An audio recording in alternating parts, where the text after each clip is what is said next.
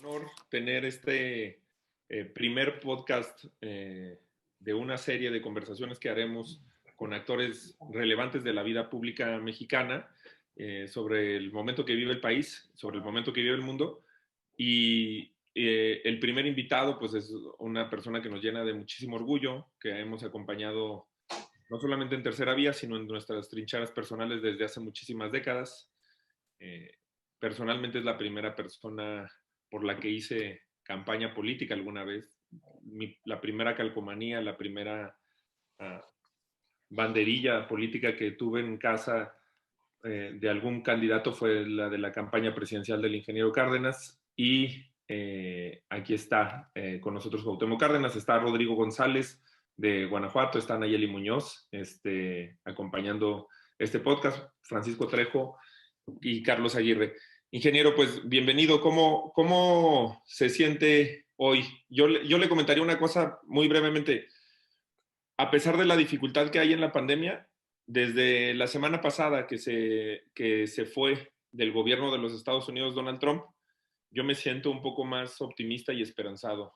Lo siento en el cuerpo, me siento de mejor humor después de que se fue este señor del gobierno de los Estados Unidos. Así le comparto yo cómo me siento hoy. ¿Cómo se siente usted en este año, en estos momentos, en medio de la pandemia? Vimos en redes sociales que desafortunadamente usted se contagió. ¿Cómo se siente hoy? ¿Cómo está el ingeniero Cuauhtémoc Cárdenas iniciando el 2021? Mira, Jorge, sí, afortunadamente de salud muy bien. Me da mucho gusto estar con todos ustedes, estar en esta entrevista que se nos había tardado mucho tiempo. Sí, se pasaron meses y meses y por una razón o por otra no la habíamos hecho. Desde luego yo creo que es una satisfacción mundial el que Trump ya haya concluido su periodo y pues vamos a ver ahora qué suerte corre cuando le van a hacer juicio político, el impeachment famoso en Estados Unidos. Pero más allá de eso, yo creo que es un descanso para el mundo no tener a un atrabiliario al frente del país militarmente más poderoso y desde luego económicamente muy, muy fuerte.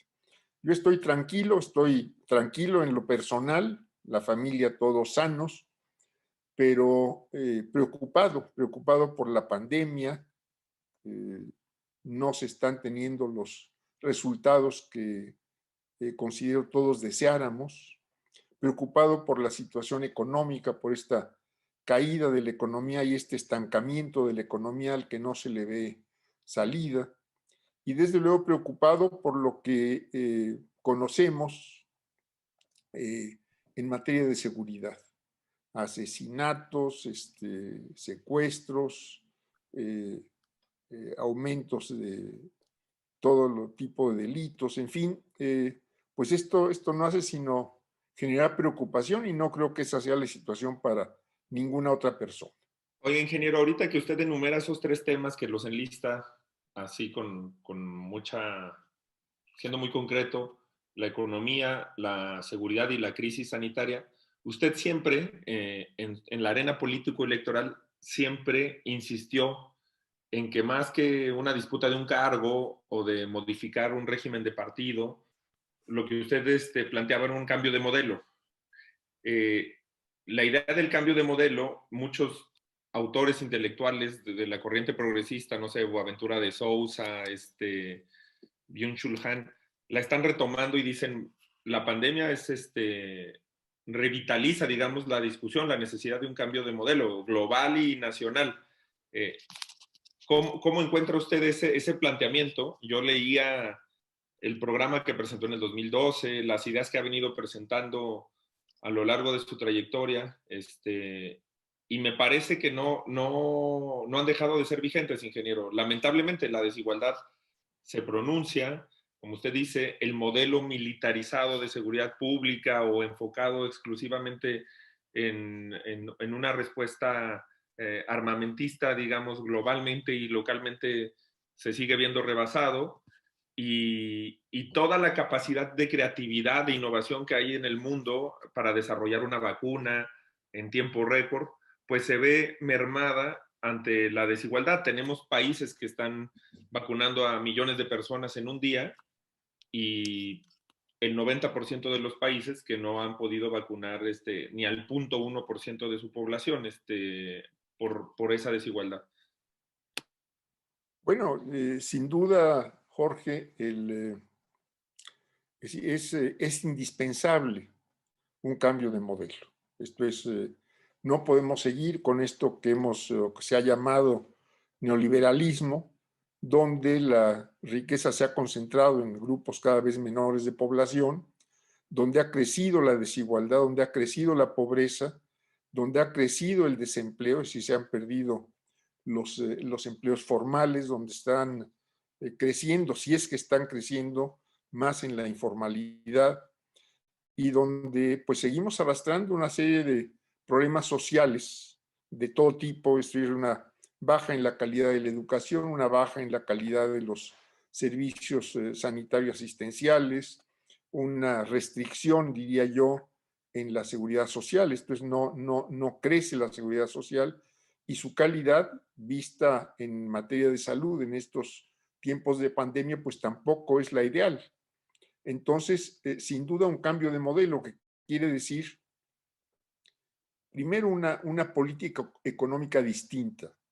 Primero, una política, como dicen los economistas, que yo no lo soy, contracíclica. Esto es, mayor inversión, mayor creación de empleo,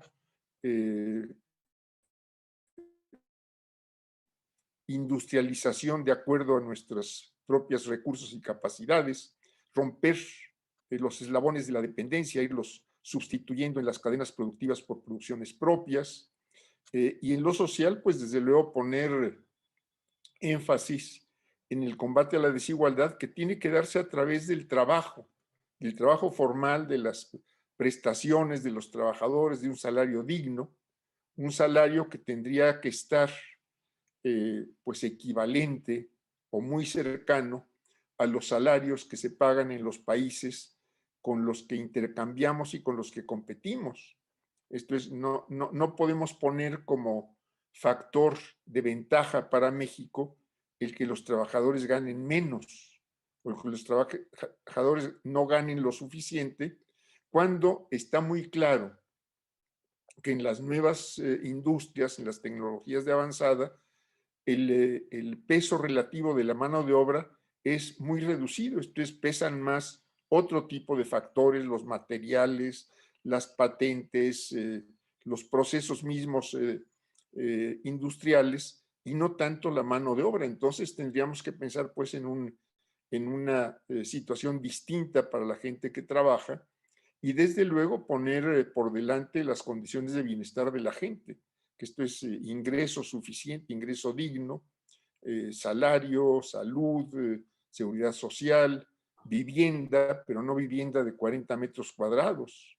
Y ahí hemos tenido señales contradictorias, ¿no, ingeniero? Porque, por ejemplo, en el tema del salario, pues creo que ha sido uno de los aciertos de la actual administración, ha sido consistente, por lo menos en el salario mínimo, por lo menos en el empleo formal, pero en esta parte contracíclica que usted menciona, incluso países pues gobernados por tendencias ideológicas de derecha, pues han sido más agresivos con programas como lo de que aquí se ha denominado ingreso vital o con acciones económicas de emergencia por parte del Estado.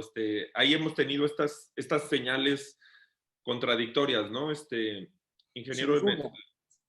Sin duda, Jorge, esto es importante que haya aumentado y que haya aumentado significativamente el salario mínimo. Esto lo tenemos que reconocer. Pero al mismo tiempo tenemos que reconocer que dentro del empleo formal es muy, muy pequeña la franja de aquellos que efectivamente están recibiendo el salario mínimo. Dentro del empleo formal, afortunadamente, la mayor parte está por arriba del salario mínimo, de 2 salarios mínimos o de 3 salarios mínimos, que incluso no es suficiente si nos comparamos con países con los, como digo, con los que competimos y con los que intercambiamos principalmente.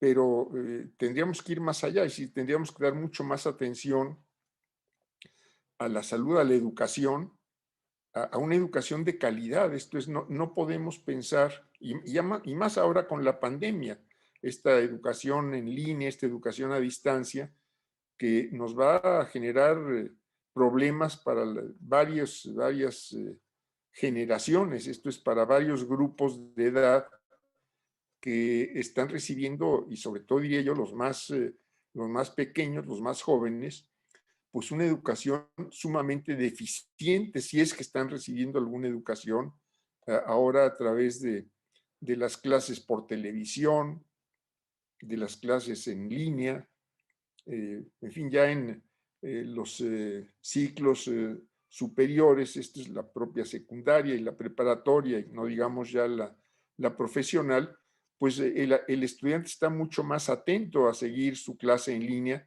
cuando tiene oportunidad de contar con con una computadora, con una tableta, etcétera, pero aún si así lo vemos, pues son muy pocos los hogares que en el país cuentan con este tipo de instrumentos. Esto es, yo creo que andamos abajo del 40% de la población que cuenta con con una computadora o con una tableta. Entonces, incluso en la educación vamos a sufrir un muy grave retroceso que habrá que ver cómo se recupera. Y no Pues, perdamos de vista que la calidad de la educación es sumamente dispareja en el país. Entonces, un gran esfuerzo o dos grandes esfuerzos tendrían que ser por universalizar los ciclos obligatorios de educación, que hoy van desde el jardín de niños hasta la preparatoria. Y bueno, podemos decir que estamos relativamente bien cubiertos en primaria, pero en todo lo demás tenemos muy fuertes rezagos. Y por otro lado, tendríamos que uniformar la calidad de la educación por todo el país. Esto es, generalmente en las ciudades y generalmente en los sectores de mayor ingreso, pues la educación pública, ya no hablemos de la privada, la educación pública es de mayor calidad y conforme nos vamos yendo a las partes rurales, a las partes más distantes, a los barrios periféricos, esa educación y las propias instalaciones educativas pierden calidad. Entonces, ahí se tiene que hacer un gran esfuerzo político, social y económico para que la educación no sea solo un factor importante de justicia social, sino para que la educación sea también un factor muy importante, yo diría decisivo, del crecimiento económico y de la innovación. pues yo no sé si fue un cálculo, ingeniero, suyo o lo traía muy fresco. Ayer se publicó el censo 2020 y justo el resultado es que 37.6%, apenas 37.6% de los hogares mexicanos tienen en casa computadora, laptop o tablet. Usted dijo menos del 40%. Y Así ahí, lo vi, lo leí. sí, pues lo traía muy fresco, ingeniero. Así es. Y ahí llama la atención, ingeniero, que cuando uno dialoga sobre las posibilidades de estas crisis, de la crisis climática, por ejemplo, del medio ambiente, hay gente que te dice, bueno, tenemos que cuidarnos porque estamos a punto de tener un mundo sin agua, estamos a punto de tener un mundo con ciertas características, y cuando decimos esas cosas se nos olvida que hoy en este mundo, en estas características, hay, por ejemplo, miles de millones de personas que no tienen agua, que no tienen acceso al agua, alrededor de 2.000 millones de personas que no tienen acceso al agua en el mundo, y al menos 10 millones de personas, 20 millones de personas que no tienen agua con regularidad en México y en la Ciudad de México. Es decir, la desigualdad propicia que muchos de nuestros peores pronósticos sean una realidad hoy. Y una de esas desigualdades estructurales evidente en la pandemia es la desigualdad de género. Ingeniero, ahí me gustaría que Anayeli nos planteara un tema sobre cómo ella ha ido profundizando en estos temas, su historia personal, pero también su enfoque político en estos temas, y que conversáramos también con usted, ingeniero, y con Nayeli sobre este tema que me parece uno de los más importantes en el contexto de la pandemia. Bien, pues muchas gracias. Primero que nada, ingeniero, para mí es un honor estar en esta entrevista. La verdad es que cuando ejercí mi profesión como periodista, entrevisté a mucha gente, siempre me quedé con las ganas de entrevistar a Cuauhtémoc Cárdenas y hoy para mí, la verdad, es un día importante porque para mí es pues el máximo referente de la izquierda en México, una ideología en la que yo creo y en la que coincido. Y justamente retomando el tema de la pandemia, yo creo que para las mujeres sin duda es que la pandemia nos ha dado una doble o una triple carga, no solamente en que tienes que estar trabajando desde casa, sino también esto que mencionaban, la educación a distancia. Yo tengo una niña de primaria, entonces a veces también hay que estar asesorando en cuestiones técnicas, por ejemplo, para lo de la conexión, pero también en temas educativos, porque los maestros hacen su trabajo a distancia, pero esta pandemia nos ha llevado a cosas que jamás hubiéramos imaginado. Entonces, sumado a todas estas labores que tenemos que hacer las mujeres desde el hogar, por estos roles que se nos han dado por el tema de, o por la construcción del género, está también, por ejemplo, temas como la violencia doméstica, que es un gran problema, o la violencia en contra de la mujer, porque ya ni siquiera se le llama violencia doméstica, la violencia en contra de las mujeres por parte de sus parejas. 7 de cada 10 mujeres en México, lo dicen las estadísticas, hemos sido víctimas de algún acto de violencia. Sin embargo, no nos hemos sentido respaldadas muchas de las mujeres que estamos en el movimiento feminista por el gobierno de Andrés Manuel López Obrador. Incluso yo recuerdo algunas declaraciones que usted hacía hace unos meses en el diario El País, donde decía que no veía a Morena o a la Cuarta Transformación como un gobierno de izquierda, y muchas de las mujeres pues no coincidimos con la derecha y coincidimos con la izquierda, pero no nos sentimos respaldadas porque cuando hemos salido a las calles nos dicen que el movimiento feminista está infiltrado o simplemente se es intolerante a la crítica.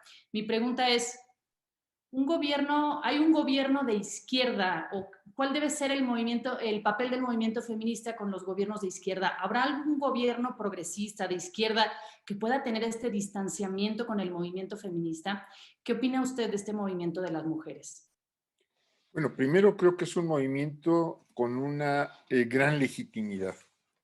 Creo que esto es pues indiscutible. Esto es el lograr en este sentido la igualdad de géneros, y lo pongo en plural, me parece que es algo implícito, algo que viene a ser una esencia de la democracia. Esto es, no podemos en un sistema democrático o viviendo en democracia pensar que por un género o por otro los derechos puedan ser distintos, o haya derechos que se reconozcan y derechos que no se reconozcan.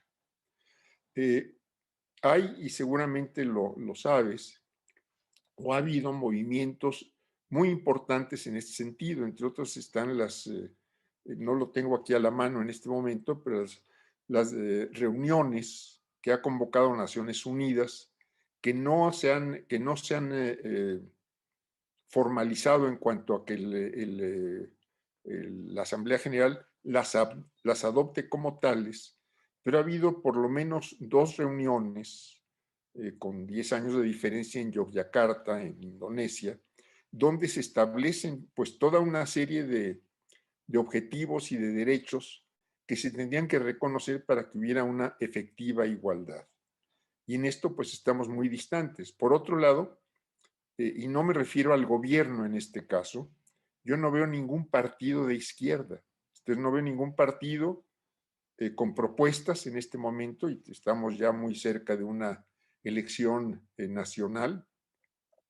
No veo que ningún partido esté poniendo lo colectivo por encima de lo individual. No estoy viendo a ningún partido que esté tomando medidas para efectivamente disminuir la desigualdad. Aquí en México hemos crecido en estos últimos años, y ahora con motivo de la pandemia, en el número de pobres. Esto es 10 millones o algo así más de pobres que, que han crecido solo en estos años. Mencionabas también las cuestiones que vienen de los acuerdos de la COP15 de París, etcétera, o COP21, ya se me perdieron los números, pero donde México y muchos países se comprometieron a lograr ciertos objetivos en el 2030. Son 17 objetivos los que los que se establecieron, agua para todos, salario digno, el combate a todas las cuestiones del cambio climático, en fin, son 17 objetivos en los cuales México está avanzando lentamente en 7 y en 10 de los 17 se ha movido de manera desviada. Esto es, nos están diciendo que vamos lentos en los que vamos bien, y lo pongo entre comillas, y que en los otros vamos desviados, esto es, que no los vamos a alcanzar en 10 de ellos, que tienen que ver pues con todas estas cuestiones que en una u otra forma afectan tanto el bienestar humano como los efectos del cambio climático. Entonces, pues, así estamos. Yo no veo en este momento una política, y esto es simplemente para significar, a mí no me gusta mucho la geometría en este caso, la izquierda, no veo a la izquierda, no veo a la izquierda porque más que definirnos geométricamente, creo que hay que definirnos por los objetivos. Objetivos, bueno, pues que salario digno, un mejor reparto de la riqueza, no concentración a partir de privilegios indebidos, más todo lo que hemos ya dicho del combate a la inseguridad, a una relación internacional equitativa, etcétera, etcétera, ¿no? Oye, ingeniero, sobre eso, dos preguntas. Uno, ¿usted consideraría una opción válida el voto nulo? Digamos, ante este panorama que pinta. Y dos, pues usted sabe, yo soy militante en lo personal, no los demás, necesariamente Rodrigo también, pero no los demás. No se lo pregunto ni desde ese trinchera nada más, pero ¿qué nos haría falta en Movimiento Ciudadano? ¿Qué cosas ve usted que sean mejorables en Movimiento Ciudadano para encarnar esa opción progresista? Que deben de tener usted alguna observación sobre eso. Sería interesante también escuchar esa crítica. Yo creo que en la política hace mucha falta ventilar los espacios públicos, las organizaciones con ejercicios de autocrítica. Mira, yo creo que lo que está haciendo falta, entre otras muchas cosas, a los partidos políticos es tener propuestas. Esto es, ¿qué es lo que estamos viendo en estas semanas ya cercanas a la elección? Entonces ya estamos muy cerca de una elección. Lo que hemos visto son nombres de personas. En algunos casos podemos analizar o conocer sus trayectorias y lo que esto pueda haber significado desde el punto de vista político, pero en otros simplemente conocemos nombres. Yo no sé, por ejemplo, cuál puede ser o cuál podrá ser. Claro, estamos todavía un poco adelantados, pero cuál podrá ser la propuesta, la agenda legislativa de los partidos políticos. Esto es, si la elección más importante a nivel nacional que vamos a tener ahora es la de la Cámara de Diputados, pues ¿para qué quieren llegar a ser diputados los contingentes o los grupos de tal o cual partido? ¿Qué es lo que un candidato a gobernador o un partido que está postulando a un candidato a gobernador o a presidente municipal está proponiendo? Esto es, yo creo que aquí está faltando poner por delante la propuesta, poner por delante el programa, poner con esta trayectoria tiene la capacidad para impulsar este programa o este compromiso, que es lo que estamos poniendo por delante, en este caso, en que estamos acercándonos a una elección. Yo creo que lo que está principalmente faltando son las propuestas. Y yo no veo en este caso, con detalle, ¿qué economía nos están proponiendo? ¿O qué acercamiento con América Latina? ¿O qué relación con el nuevo gobierno de Estados Unidos en materia de migrantes, que es uno de los grandes problemas que tenemos con nuestro vecino del norte? o cómo se va a manejar todas las relaciones de trabajo. Es decir, qué avances vamos a tener para que cuando se dan aumentos de productividad, pues haya una mejor distribución entre la parte empresarial.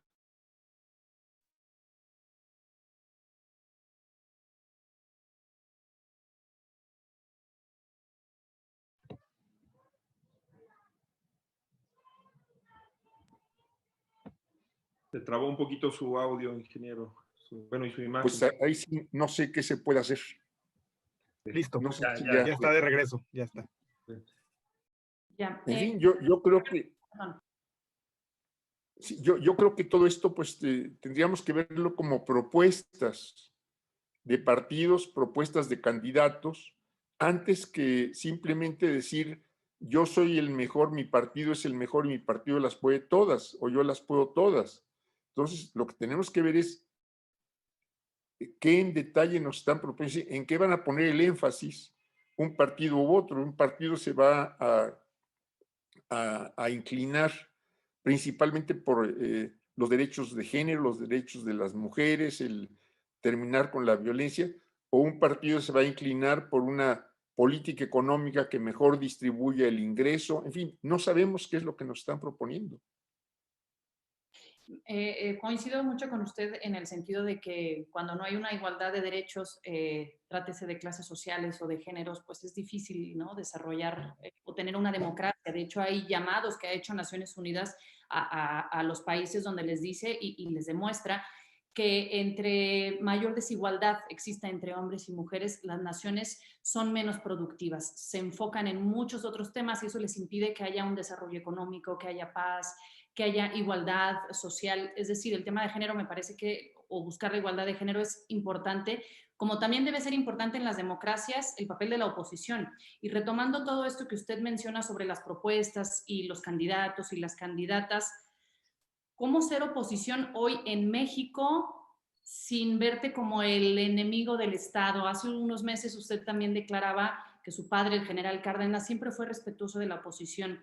Pero hoy desafortunadamente parece que cuando alguien piensa distinto al propio gobierno o a ciertos actores políticos se vuelve como un enemigo, cuando la oposición o el papel de la oposición es justamente traer propuestas, presentar un modelo distinto o coincidir en algunas cosas, pero desgraciadamente yo siento que hay como un clima de polarización, como un efecto negativo, como de división, incluso en el tema del feminismo, cuando levantamos la voz o salimos a las calles, pues o nos juzgan o como decía yo, nos dicen que ahí están los conservadores o que está infiltrado, pero qué importante es el papel de la oposición, ¿no? Y cómo ser hoy oposición sin sentirte así, pues, como que eres el enemigo o que te ataquen por pensar distinto.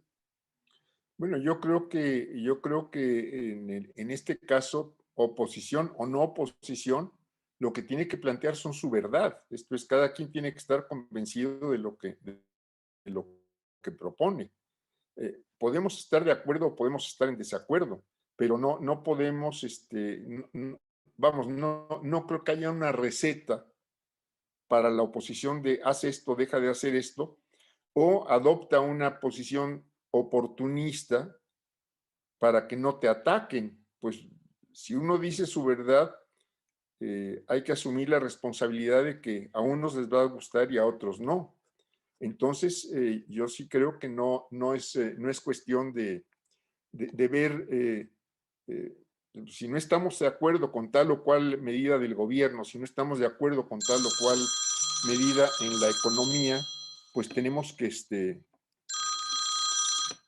que, pues, pensar en decir nuestra verdad. Sí, yo creo que no podemos asumir posiciones oportunistas. Sí, tampoco quiero decir echémonos de cabeza a chocar contra un muro y que ahí se acabe todo. Yo creo que también en la actividad política cabe una medida de pragmatismo, cabe un cierto pragmatismo. Uno tiene que saber qué riesgos corre o qué riesgos no corre, pero cuando se externa una posición, yo creo que tiene que ser la posición que uno considere la justa, la adecuada, la conveniente, con la que se podrá estar de acuerdo o se podrá estar en desacuerdo, trátese de gobierno o trátese de oposición.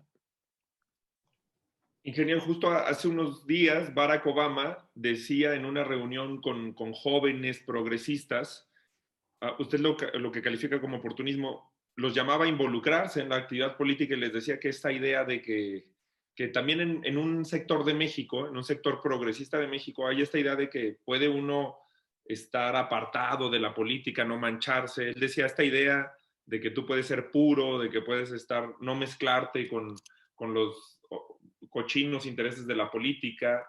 Él decía que era una idea muy básica, una idea de la que había que escapar rápidamente y apartarse, que eso también puede ser una manera para justificar el no adquirir un compromiso realmente trascendental por la mejora de la vida pública.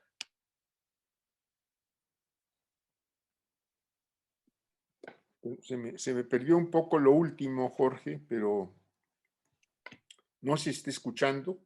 Sí, que Barack Obama llamaba a los jóvenes progresistas a no regodearse en una idea de superioridad moral, un poco por el lado de lo que usted va.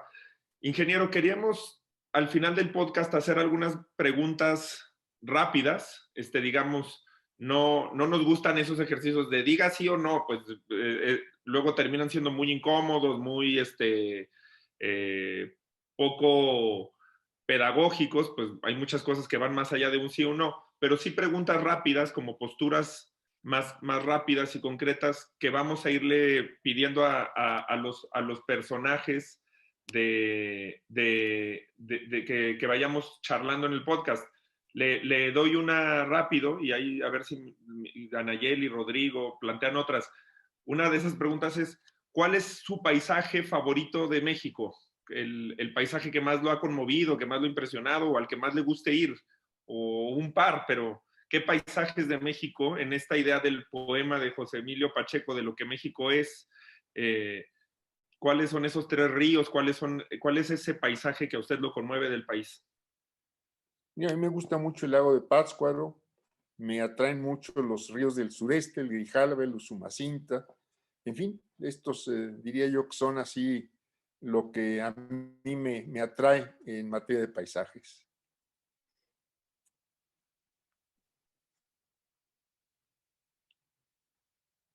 Bueno, había otra pregunta por ahí. ¿A qué mujer ha conocido usted, ingeniero, en la actividad política, más allá, digamos, de su propia familia, o de su experiencia más personal, que le haya generado un cambio en su vida política, en su concepción, en sus ideas, que haya sido un punto de inflexión en su vida política?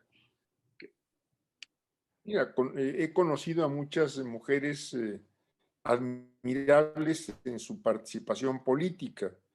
No podría yo decir que ninguna me haya influido a mí directamente en mi propia actividad, pero sí he coincidido con muchas, con doña Clementina Batalla de Bassols, por ejemplo, esposa de Narciso Bassols, con Adelina Cendejas, periodista muy destacada y gente muy progresista. En fin, yo diría que esas serían dos personas que a mí me han,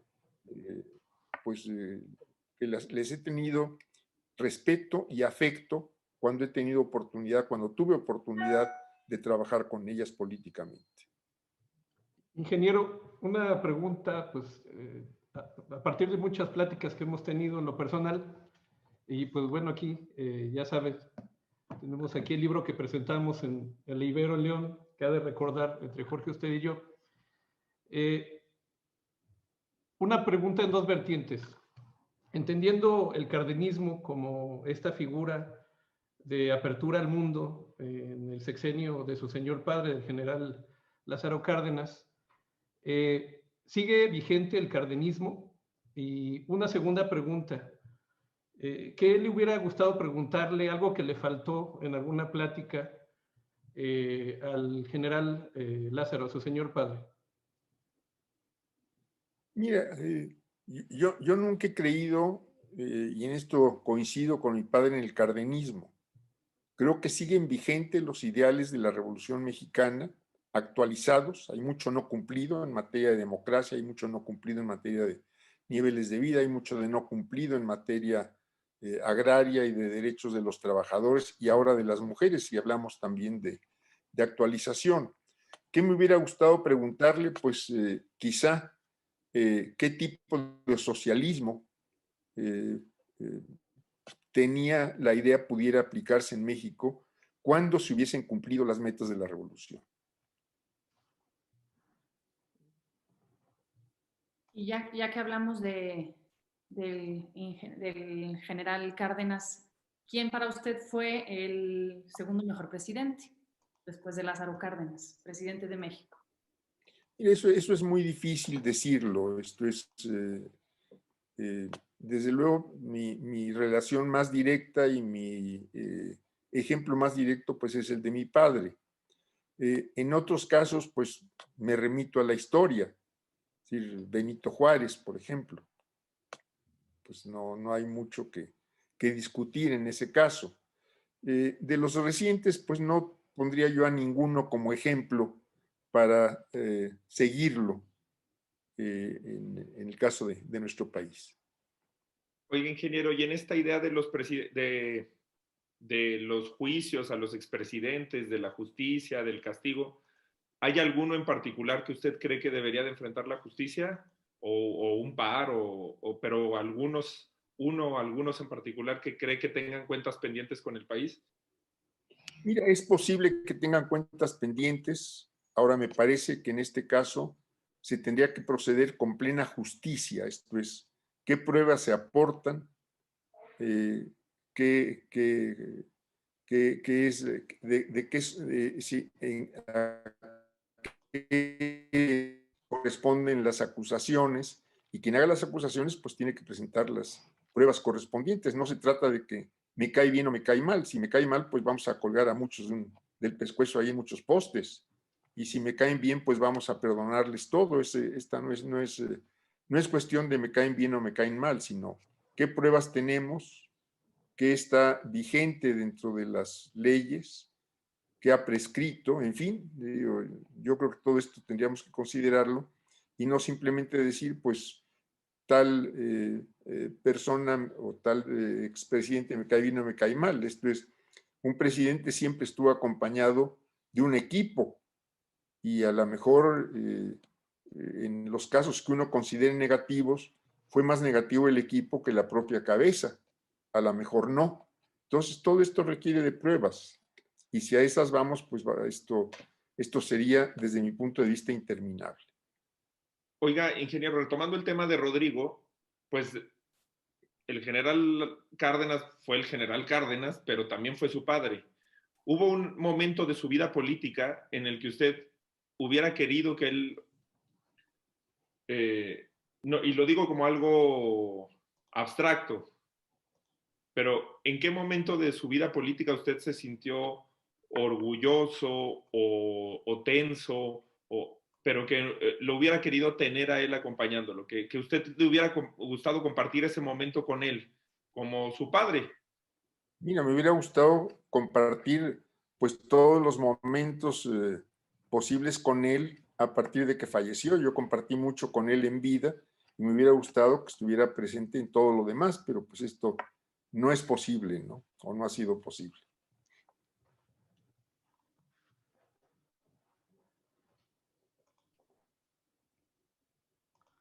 Oye, ingeniero, una pregunta. Pues usted tuvo muchos cargos, desde gobernador hasta senador, candidato presidencial, líder histórico de la izquierda mexicana, de un gran movimiento democrático. ¿Qué amistades conserva en la política que usted le enorgullezca? Mira, conservo a muchas amistades que se pues dieron a partir de la actividad política y conservo muchas amistades que se dieron desde mi paso por la universidad e incluso de otras escuelas. Ya quedan pocos en ese caso, pero son muchos. No querría yo dejar de mencionar a quienes tengo en realidad mucho aprecio porque me los he encontrado en la vida política. Siguiendo con esta... Preguntas cortas, ingeniero, perdón. No, Paco, tú. No, ok. Sí, retomando lo de preguntas cortas.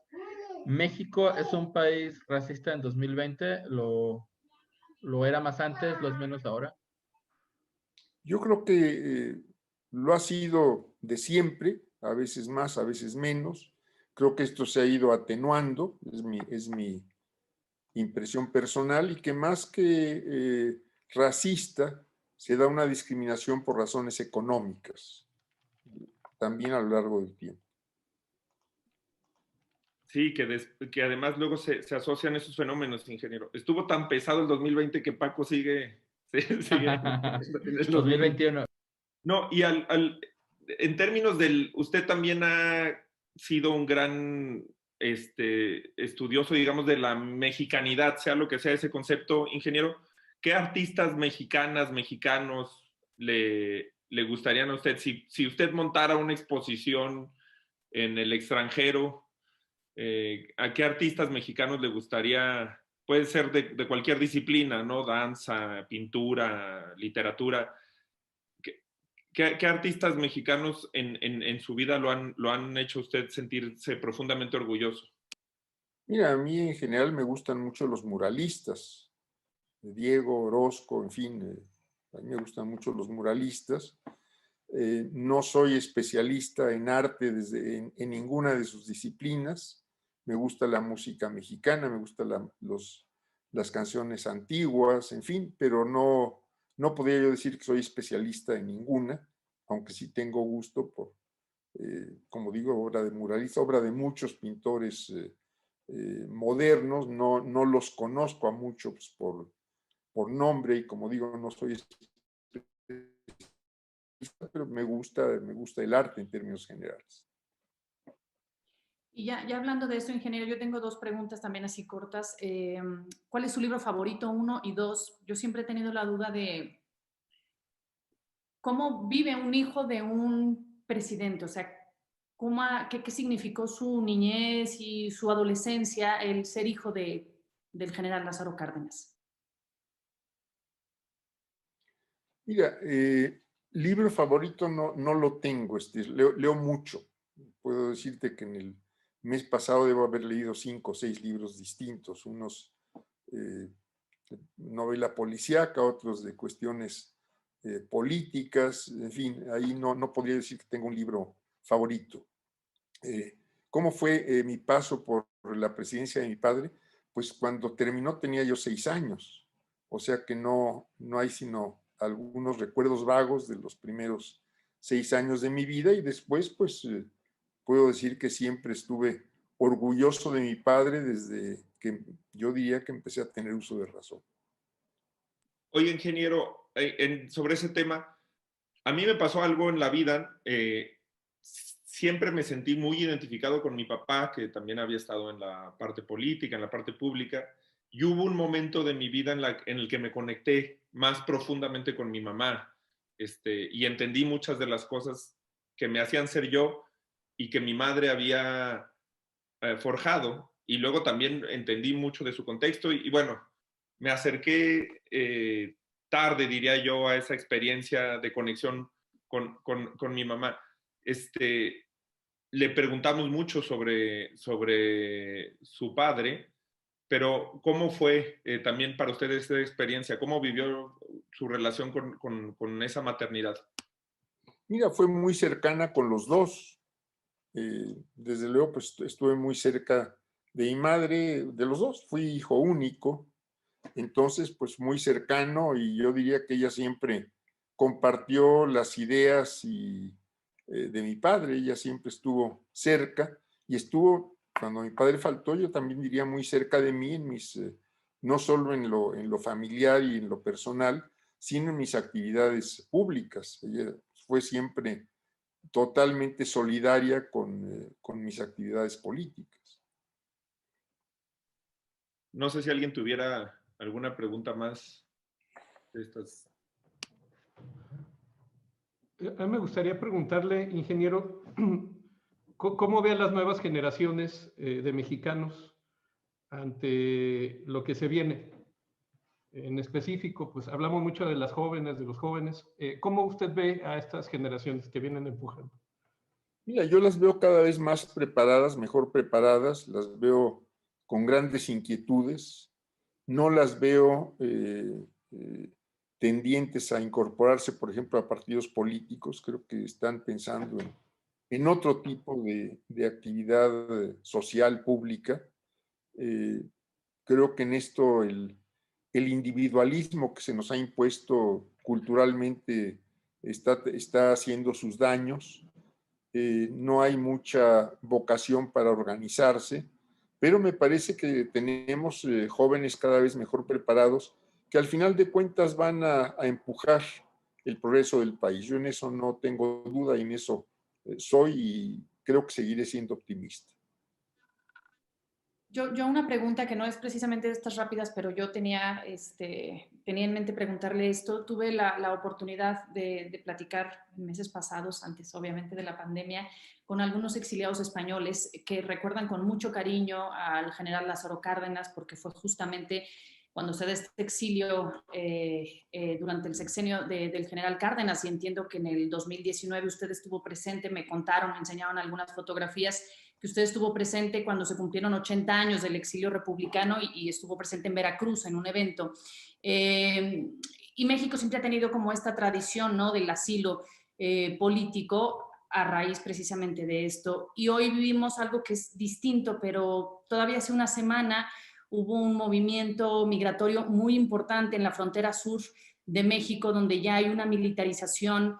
¿Qué opina de esta política migratoria, de que México ha cerrado sus fronteras a la gente que viene de Centro y de Sudamérica para que no pasen a Estados Unidos? Bueno, primero, no es lo mismo el exilio español, que un conjunto de perseguidos políticos que llegaron a México en fines de los 30, principios de los 40, y este otro tipo de migraciones. Yo ahí creo que pues hay reglas de país a país que tienen y deben respetarse. Me parece que desde luego no es aceptable ni la violencia ni la extorsión que en muchos casos autoridades mexicanas o gente de México ejerce en contra de los migrantes, y menos que grupos delincuenciales ejerzan violencia y extorsión en contra de los migrantes. Esto sí tendría que combatirse de manera seria. Ahora, yo creo que en algún momento tendremos que llegar a borrar fronteras y que cada quien pueda circular por el mundo sin ninguna traba. Y en ese sentido, pues México no debiera ser el que frenara a aquellos que quieren ir a Estados Unidos, pero Estados Unidos tendría también que abrir sus fronteras para que quienes quieren pasar pues no se queden en México generándose ellos mismos problemas y generando problemas al país. Ingeniero, yo nada más retomar dos preguntas rápidas y una pregunta al final, sobre todo en estas preguntas un poco que quizá sean más irreverentes. Usted, si tuviera que elegir un perfil político, ¿cuál preferiría? ¿Angela Merkel o Barack Obama? Ninguno. Creo que son totalmente neoliberales en el fondo. Yo quizá con más inclinación social la ex primer ministra alemana, pero pues a mí ninguno me convence para yo adoptarlo como modelo político.